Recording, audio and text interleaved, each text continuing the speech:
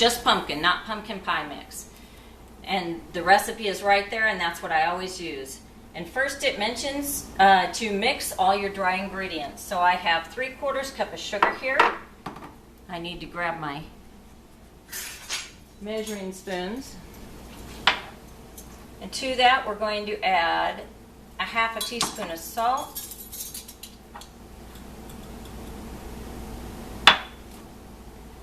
a teaspoon of cinnamon,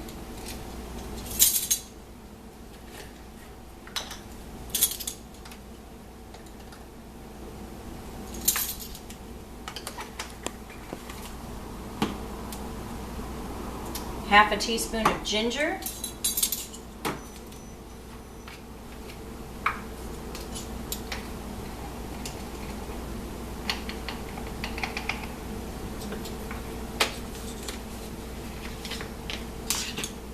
and a 1/4 teaspoon of cloves.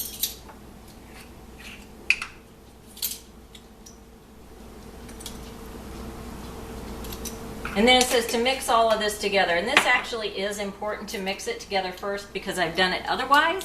Sometimes you get pockets of salt. It doesn't taste as good. So let's mix it up here.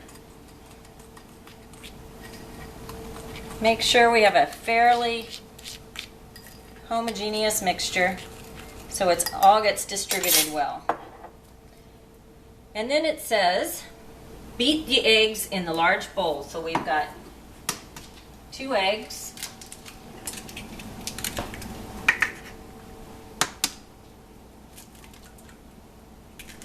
and we're going to beat those up first just to break the yolks and get them going.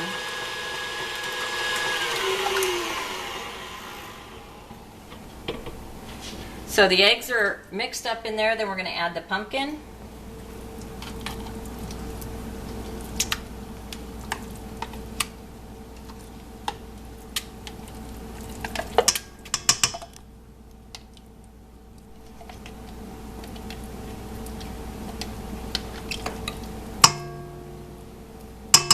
And don't worry if you don't have a stand mixer.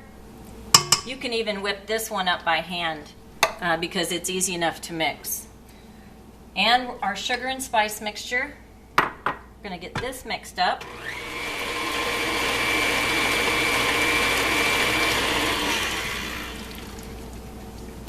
Scrape down the edges to make sure that we've got it all in there.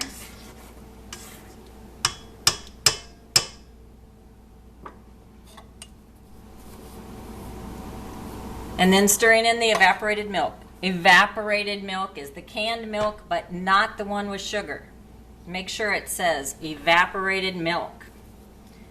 So we're going to pour this in slowly, otherwise you're going to have pumpkin all over your kitchen.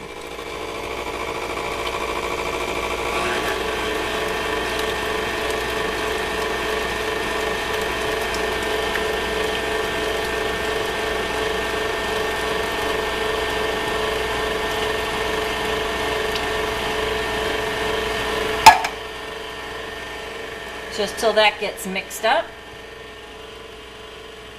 I'm going to stop and scrape down the sides once before I say I'm done, just to make sure that we don't have anything sitting up to the side. One more quick turn on here.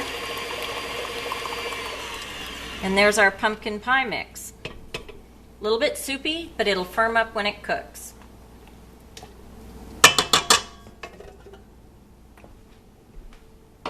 Now we're going to take this and pour it into our crust.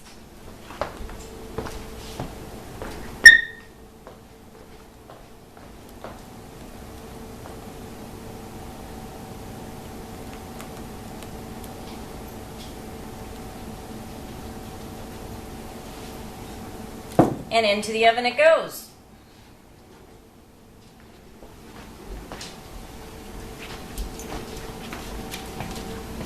We're at 450 degrees.